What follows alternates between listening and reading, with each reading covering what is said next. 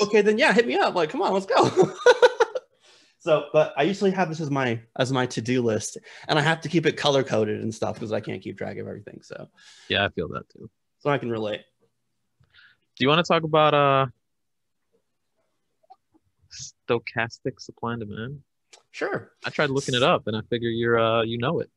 Yeah. So it's stochastic. So it's something you learn about academics is we love big words for Yeah. simple ideas. Yeah.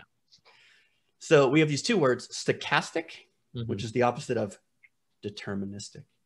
And oh, doesn't that just sound nice? Which is why we use them, because you could just say uncertain and certain. Yeah. That Oh, doesn't can I sound... give you what I think it is? Yeah, hit me up. All right. Stochastic planning in a nutshell. Planning for a range instead of a single number. Exactly. That's an excellent Right? description. Yeah, exactly. So the question, it's basically managing uncertainty. Mm-hmm.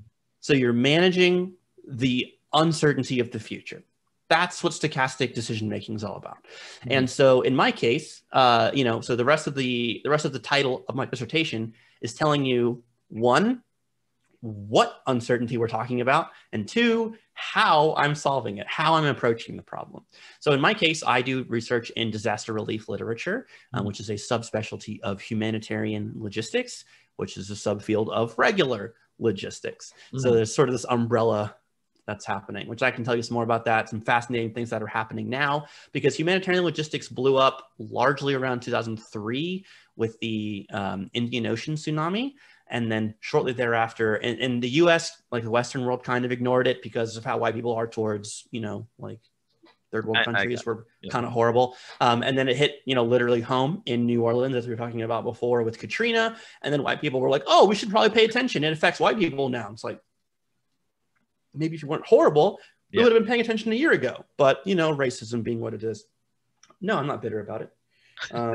Not at all. You sound like it a little bit. No, I mean, I am.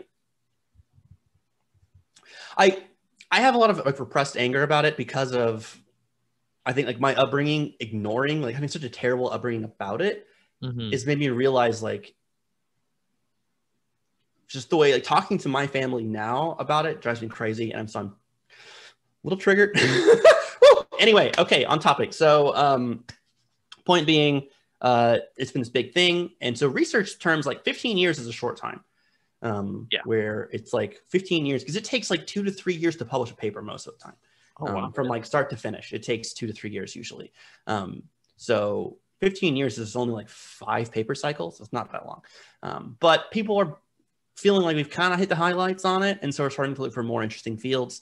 So there's some really cool stuff I could tell you about. But anyway, point being for my paper that we're dealing with, once you have a disaster, there's a lot of problems that come, damaged infrastructure. There's no power, there's no roads, there's no hospitals. A lot of warehouses are destroyed. So any goods like food, medicine, blankets, things like this, dogs. Hi, Jasper. People lose their dogs. So all that's destroyed. And so the challenge becomes, how do you get what is needed to the people who need it, where the people who need it are, fast enough to help them? Yes. And because, again, like, infrastructure is destroyed, and if it's in a place that's relatively accessible, it's not too bad. If it's like the center of Kansas, we'll get there. But if it's an island, Puerto Rico, Puerto Rico example, the only big enough airport for a freighter to land on is destroyed. Now what? Yeah, is the legitimate question. It's like, we don't just give up. So now what? And so there are, it's very difficult to attack this problem at a large scale. So you'll see a combination of some people who do, but then they're dealing with large, like, aggregates, and they're not looking at the minutia, the details. And so that's what my co-author and I chose to do. This is my dissertation. So this is what I wanted to do, is look at the actual details of looking at the vehicle, like specifically vehicle level, individual care package, we call them, of like food and water, medicine, blankets. So we're making an assumption here, we call it a simplifying assumption, that we're not tracking individual products separately. We're just saying, like, there's a warehouse and we're packing up care packages for people and distributing them.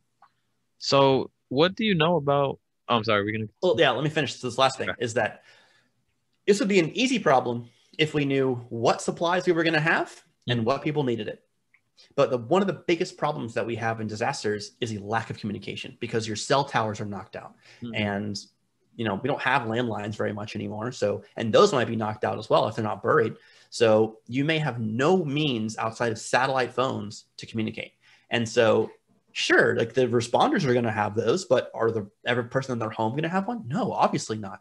So at best, we have an estimate of what people need. And as the time goes on, we learn more about what they need. But at first, we have pretty much no idea, and we're just guessing. So that's called uncertain demand, because we don't know what people need, where they are, what they need, how much of it.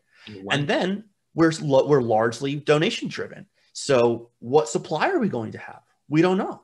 Or even worse, maybe we have a shipment coming, but how are they going to get here? When are they going to get here? Does it need to be unpacked? Probably. Oh, by the way, that packaging is in Russian. Can anyone here read it? No? Well, awesome. So there's a million problems that can cause uncertainty on the supply end. So here we are trying to meet an uncertain demand with an uncertain supply. How do you do that? And your paper is figuring out a portion of it? You never tackle it all at once. And so we were the first people to ever do that. And that's part of what the paper does, is argue no one's ever solved this problem before. So we set it out, and then, we basically proved, yeah, this is a really hard question. And here are some circumstances in which here are some strategies that work well, and here are the circumstances under which they work well. And so we were able to prove that. So like rigorously with math, like this is good, this is not good. Here are the circumstances when this particular strategy is ideal, or we call it optimal.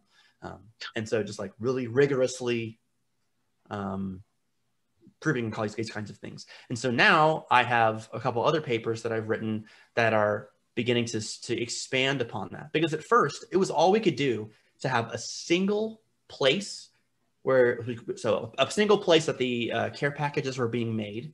So of course, items are coming in, and then they have to be like assembled. So we had one of those, and then we had a single place to distribute our packages. And we had to transport them from the preparing area, staging area, to the place of distribution. And that was all we considered. And that was a hard problem. And it was complicated enough and difficult enough that we got published in a really good journal. So it's representative of how hard research is. That something that might sound that simple is actually that hard. It took us like 1.5 years to figure it out. Can you hear the dogs? A little bit, but it's not. You know what is so interesting? You know what's so interesting is that me being Puerto Rican, when the Puerto Rican earthquake hit, or hurricane, right? Hurricane. Yeah, I was like, earthquake. Now, or a few weeks ago. It really did break my heart, because it felt like everybody was just left. And I don't know, dude. You gotta invite me when you write that paper. I'll read it. Figure out what I can do to help. Well, we always like having helpers. So if you ever find yourself with too much time, I can probably find something for you to do. Research? Yeah. I don't know about research, man. I could barely read my assignments. Well, I think, like I illustrated earlier, is I'd have to teach you how the process works. Right. But I think there's something that happens when people have like certifications, like you're a doctor or something, that makes us mysterious. That's totally undeserved, Yeah. And it's like, why do you think you couldn't learn to do research?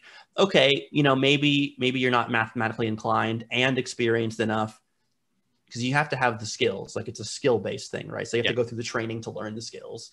And then there's some people where they just don't learn it very quickly, and it's just not worth the time and effort it would take to become skilled enough to do like high level research. But for most people, you can at least help. Almost anyone can help. And I don't. It's just like finding books. Well, it's actually, in some ways, it's easier than that. So one of the first steps is just to study what exists in the literature. And even that in itself can give you ideas. There are papers that exist that all they do is study the literature and give a good summary. And if you're fortunate enough to find one of those that's updated, you're done. And you get more than a week to do it, right? Yeah, yeah. Well, I mean, I think I've been thinking about this now at what I'm going to do next. And So I still have some things to finish up with these papers, so I'm not done yet. But what am I going to do after that? I just want more curiosity at this point.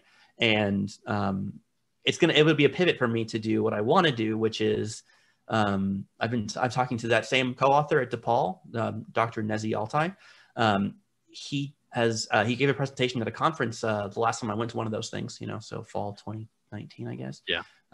About how we are using supply chain resiliency theory to attack human trafficking networks. And I was like, say that again and break it down slowly for me. Okay, supply chain resiliency. So you're looking for vulnerabilities in a supply chain. Oh my God, that makes sense. So rather than looking for vulnerabilities, that's what supply chain resiliency is all about, is saying what can go wrong?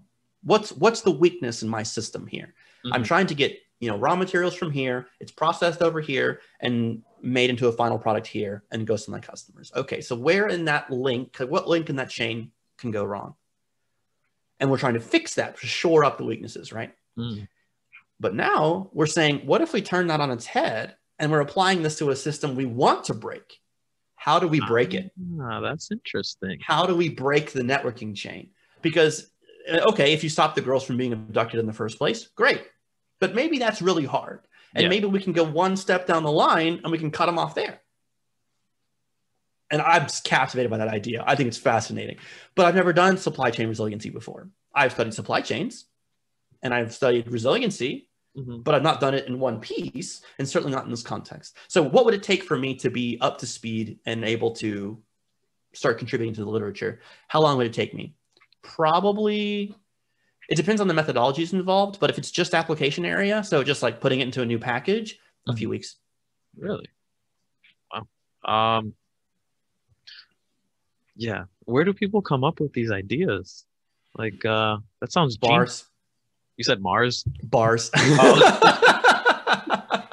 Bars. I'm partially teasing, but we go to conferences and there's a reason they serve hors d'oeuvres and alcohol and get people talking, and it's probably the most fun part of the conference. It's just, eating finger food and drinking and hanging out. Yeah. And then it's just like, and some of it is like catching up with your friends, but then what starts to happen. And I realized that somehow in my business education, I misunderstood what networking was, but I figured it out by going to conferences. And that is, like one person and that person knows other people. And you talk to that one person and you tell them what you're doing. And she goes, oh, that sounds like this person I know. And then she walks you over and you get introduced. And now you know that person. And voila.